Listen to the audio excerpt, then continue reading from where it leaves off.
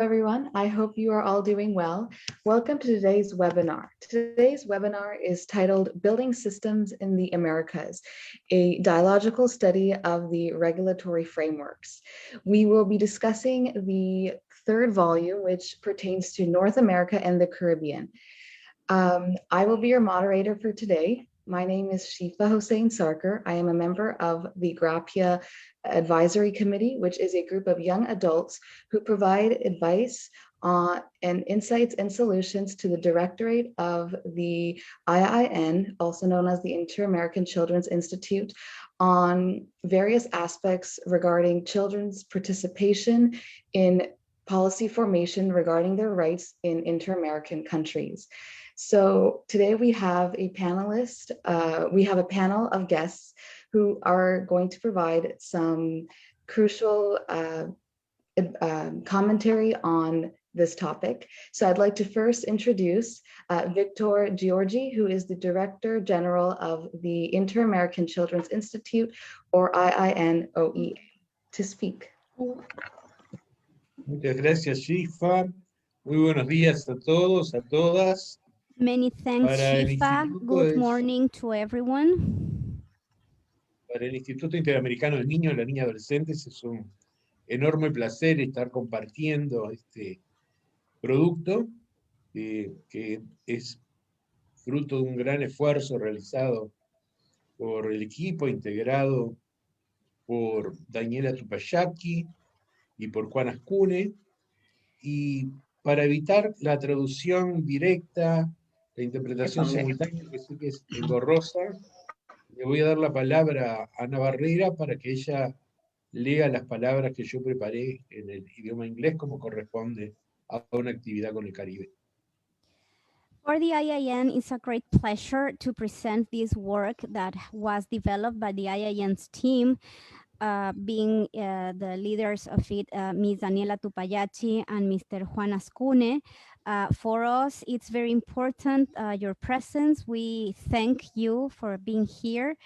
And in order to avoid the interpretation, Ms. Ana Barrera will take the floor to read the address that I have prepared for this meeting in English as it corresponds for the Caribbean, Canada, and United States. Good morning to all. A very special thanks to the outstanding panelists and those who are connected from different parts of the region. The publication that we share today is an effort made by the IIN through the program for the implementation and consolidation of the systems for the promotion and protection of the rights of children and adolescents. This program was created during the process of approval of the Action Plan 2019-2023 and reflects the growing interest expressed by the states and civil society of the region to advance in articulated and more efficient systems in the protection of rights. We know that the legal dimension is not enough to ensure real access to rights, but it is necessary. Rights require concrete programs that impact the lives of children, but these programs need institutional engineering that sustains, manages, evaluates, and provides continuity over time. In turn, the institutional functioning needs legal regulation. Defining areas of competences, responsibilities, coordination mechanisms, and even budgets are voted by parliaments in the form of a law. Therefore, the compilation analysis of legal framework was initially necessary in the process of improving protection systems in the region. The English-speaking states have been compiled into a volume in consideration of the differences between legal systems and the language factor. In a few days, you will be able to access it in English in correspondence with the frame of respect for the diversity of cultural identities within the framework of the OAS. As the title says, it is a dialogical study. We hope that after its launch, opportunities of expansion and feedback will be open. Thank you very much. Shifa, you have the floor. Thank you for the wonderful comment. Now I'd like to introduce Daniela Tupayachi, who is the coordinator of the Systems for the Promotion and Protection of the Rights Program, and Juan Ascune, who is a coordinator in the area of promotion and protection of IIN-OEA rights. Thank you very much, Shifa. Good afternoon from Montevideo to all who are watching us through our networks. And I take this opportunity to thank our commentators for your presence today, Ms. Faith Marshall and Ms. John Crawford. Thank you very much for your assistance. My name is Daniela Tupayachi, and I coordinate the Right Promotion and Protection System program at the IAM. And with me is Juan Ascune. Juan. Hola, mi nombre es Juan Ascune, soy de Argentina, abogado, y he tenido la dicha de colaborar con el INE en la elaboración de este documento. Así que, bueno, por razones positivas paso a que hable Daniela. Gracias. Thank you very much, Juan. Juan is from Argentina, and he collaborates with us in the elaboration of this publication. The idea for this publication was born like 2 years ago, and it's the first publication on this kind of subject that the IAM makes. So we are really happy to share with you today. The document presents the survey of the normative frameworks of the System for the Promotion and Protection of the Rights of Children and Adolescents of America and Caribbean at the level of the universal system, inter-American systems, and the main national regulation. And now we're going to share with you this presentation. As you know, the objectives of this study are simplify and unify the research for normative and jurisprudential antecedents of international courts, also provide an update and consultation instrument with the main recommendation related to the creation of protection system at the universal and the inter-American system level, identify central aspects of the systems for the promotion and protection of children's rights at the national level, make visible the importance of strong regulatory frameworks to then generate public policies that affect the promotion and comprehensive protection of the rights of children and adolescents, and of course, facilitate monitoring and evaluation of institutions that work to promote and protect children's rights. This publication is integrated of 34 national protection system documents by country, arranged in 3 volumes. Volume 1, South America, Volume 2, Central America and Mexico, and Volume 3, North America and Caribbean. And also each volume contains this kind of summary table of the 34 countries and some graphics. Also, we want to share with you today some results of this study. Based on the information collected and based on the definition that the system for the promotion and protection of children's rights are, according to a Word document that the IIN of 2018, systems are a set of rights, principles, processes, subjects, state, society, family, and of course children and adolescents that act coordinated and in complementary order to implement the regulation and focus public policy to achieve the promotion and comprehensive protection of the rights of children and adolescents in all areas of society. So when we ask ourselves, which countries in the Americas have a system for the promotion and protection of children's rights, we can provide the following information. The diversity of context and the existence of various systems and subsystems in the regions makes it necessary to work on standards and principles that guide their management and implementation. Not even so, it's possible to point out information based on some aspects that are demarcated from the analysis of the normative axis that this publication comprises. For example, in North America, we have Canada and the United States, and we don't have a national system for the promotion and protection of children's rights, literally recognized in their national regulation. But in practice, these countries have subsystems and offices that attend and articulate specific issues of protection and promotion of children's rights. Also, a comprehensive law will be lacking to improve interinstitutional coordination to address these kind of issues. about Caribbean. Although none of these countries will have a national system for the promotion and protection of children's rights, literally recognized by their national regulations, we have 6 of them have an office or institution designated to deal specifically with childhood and adolescence issues. And in the rest of the countries, these topics are covered by various institutions or offices. Finally, it seems that there will be a lack of human and financial resources in order to achieve the full and effective implementation of children's rights. Also, we have some results to ways to protect the rights of children and adolescents in the Americas. Based on the information collected, we can point out that 33 states ratified the CRC in the Americas, and 11 of them ratified the Optional Protocol of Communication, OPIC, that allows children to submit direct complaints to the Committee on the Rights of the Child. Likewise, 23 states ratified the American Convention, and 20 states accepted the jurisdiction of the court, an instrument that will be enable everyone, and in our opinion, children and adolescents too, as a result of Article 19 of the American Convention, to present its complaint to the Inter-American Commission. And finally, we want to share with you some challenges. The normative axis of the promotion and protection system is one of the most important issues.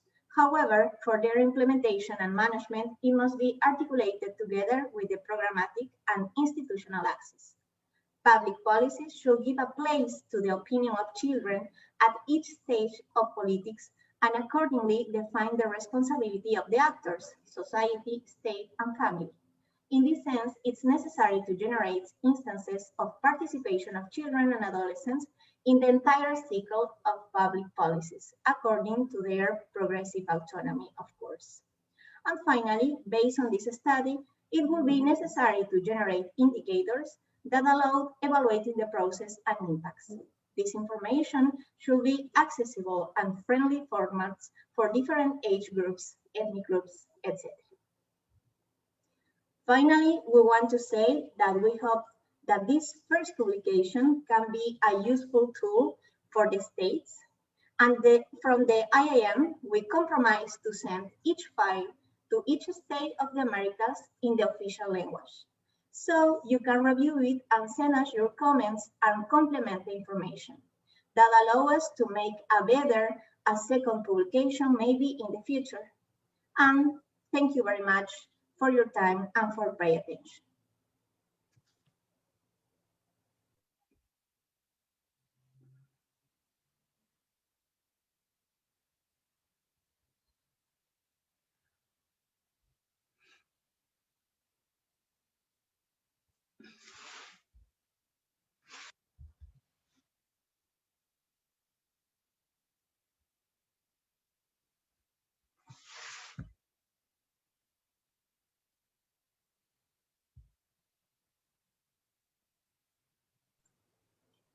Shifa? Yes, now I'd like to introduce Juan Ascune, who is a coordinator in the area of promotion and protection of IIN-OEA rights.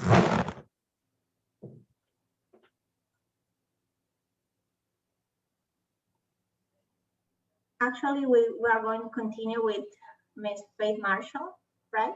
Oh, yes. Okay, so that was a collaboration presentation between Ms. Tupayachi and Mr. Ascune. So that was a little, sorry about that. So now I'd like to introduce Ms. Faith Marshall, who is a member of the Committee on the Rights of the Child.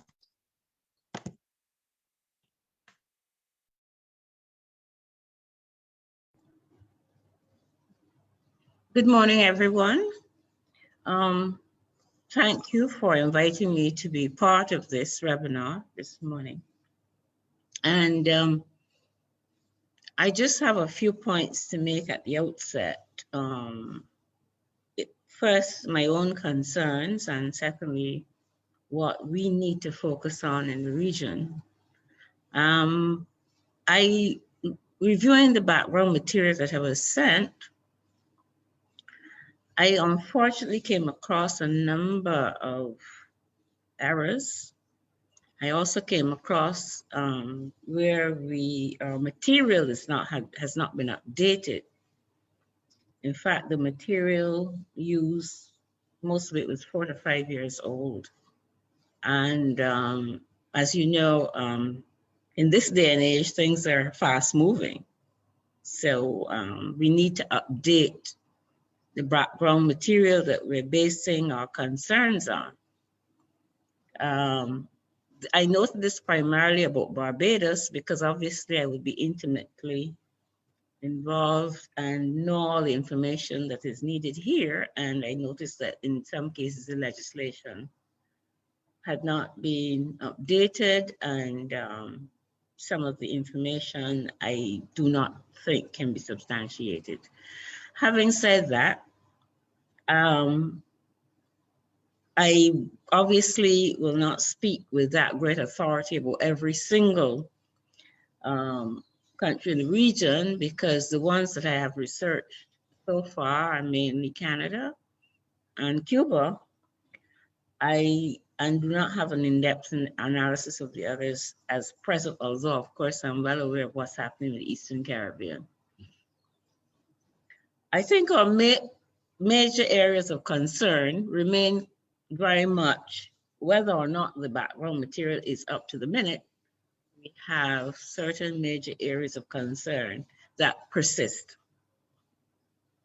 And one of them, which I think is being addressed, is the harmonization and the incorporation into national law of the Convention on Rights of the Child. Not every country has updated, harmonized, or incorporated the convention. However, for the Caribbean, there has been a breakthrough because the Caribbean Court of Justice has just ruled that whether or not a country within the Caribbean has incorporated the legislation into national law, their ruling is that it must have not more than persuasive weight, because in their view, those countries having ratified it as an international treaty have in fact made it part of their law. So that's a ruling that they've made. So whether or not we incorporate it, the courts will have to pay to give due weight to that decision, and for it is an important decision.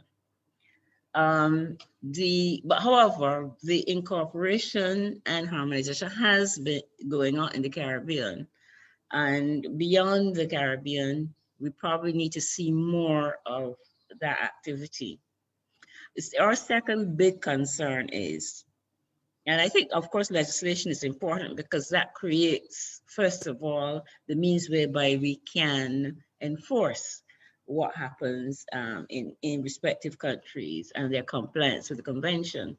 But on the note of the individual areas of concern, having got the legislation we hope passed, corporal punishment is still a big problem in the sense that with or without legislation, culturally, we have to transcend that barrier. And it's in wide use and accepted in this region, with the exception of some countries. It is definitely a matter that has to be tackled. And that leads me to the whole question too of abuse. We still have issues of abuse, which have to be dealt with, and almost have to point out and teach and train, not just at the level of the parent, but also at the judicial level, the level of the police. Everyone needs training on what is abuse and what we're going to do about it. I do not want to take up all the time, so do let me stop wherever it is needed for me to stop.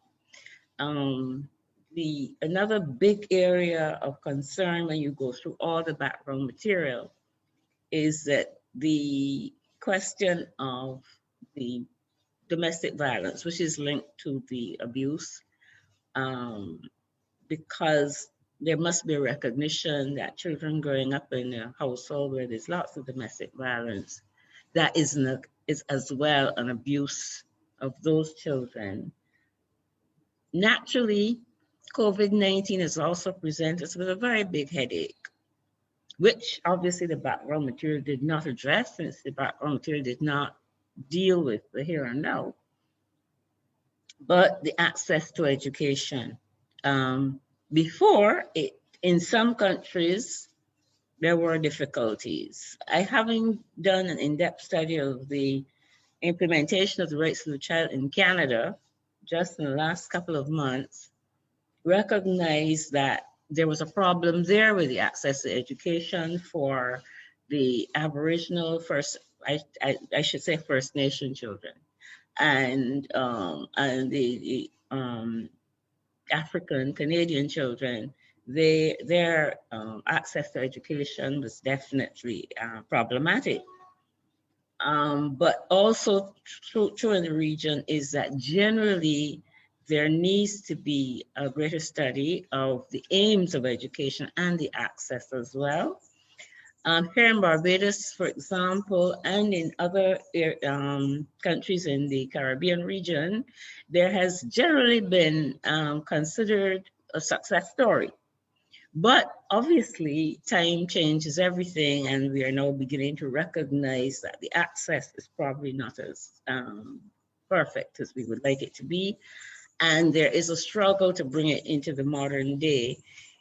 COVID, obviously, has presented a big challenge, and one that worries me tremendously, because it has created what I would consider to be greater barriers. On the one hand, the states will struggle with whether we should have schools open or not open. But on the other hand, children, unfortunately, facing certain transitional points in their school life, are particularly disadvantaged in these COVID years for the lack of face-to-face teaching. And of course, I think we all know the economic challenges for some children is creating a big divide between the have and the have-nots, those who have devices and those who have not got devices. There's a challenge where the connectivity is obviously in some countries not particularly stable. And so that you understand that then that divides children. And I'm now learning that even between the haves, there's still a problem, because regardless of having all the devices, having the connectivity, the point is that the face-to-face teaching gives greater impact in terms of the education of children, so that this is a big issue that I think that we have to grapple with in this region. I noted from the background material that there was some expression of concern about child labor. And I would like to discuss that, because I am unaware, and I'm now trying to suggest that we have to get better statistics, because I see this emphasis on child labor and I'm not conscious of this being a major problem in the region. I think in one country where there can be license granted for a child to work under 15, which is an exception, I don't think that we have seen a major problem with child labor, but that I stand to be informed about. And I also noted that in the background material, there's this question of a high dropout rate from secondary school of girls because of teenage pregnancy. Again, I would wish to see that addressed, because I'm not conscious that that high dropout rate has been an issue. Again, I stand to be corrected and be informed if this is so. As I said, I can go on because there are lots of issues that I can address, but I would give the floor to someone else. Thank you very much, Ms. Marshall, for those crucial comments. I'd like to introduce now to the floor Joanne Crawford, who is the former delegate of Barbados to the Directing Council of the IIN-OEA. Good morning to everyone. I hope you can see me, but good morning to everyone. Having reviewed the information that was sent to me, I did concur with the sentiments raised by Ms. Marshall Harris in that the information was dated and there is a dire need for further research into the challenges that we identified. I do believe that having received documentation now, that countries can go back and revisit their status of the issues raised. Because as Faith indicated, the issue of returning to school because of pregnancy, that took me as a surprise. The issue of the child labor, that was area of concern. So what I do think is that we need to, having received this information, a country, as countries in the region, we need to get our current status, get our situations up to date 2020, because as you realize, 2019 and 2020 were covered with COVID and most countries were dealing with that. So we need, first of all, to get our issues, our statistics through our various committees, through our various agencies, get that, we can send it to the IIN, and so that you would have more up-to-date information. Also need for collaboration among the region so that where there's a deficit or there's a lack of clarity, we should be able to converse with them on a more intimate level.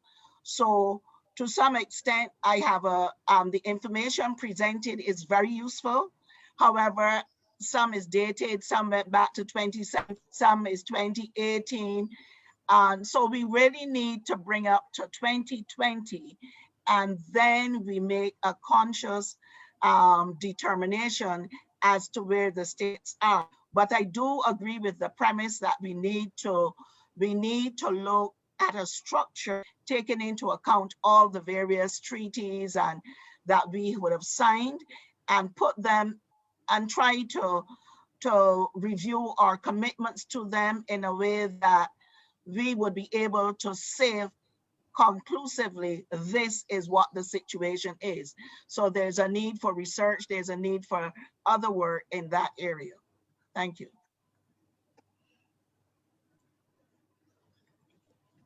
Thank you very much, Ms. Crawford, for your commentaries. To wrap up this webinar, I would like to state that in the chat section of this webinar, there is a link to the 3rd volume of the publication. Furthermore, each state in North America and in the Caribbean will be sent a link, a file from the IIN in their official language to read it, review, and provide their appropriate comments.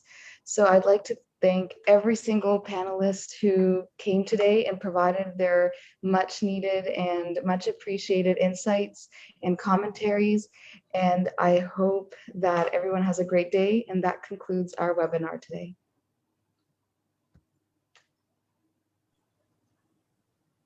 Thank you very much, Shifa. Thank you.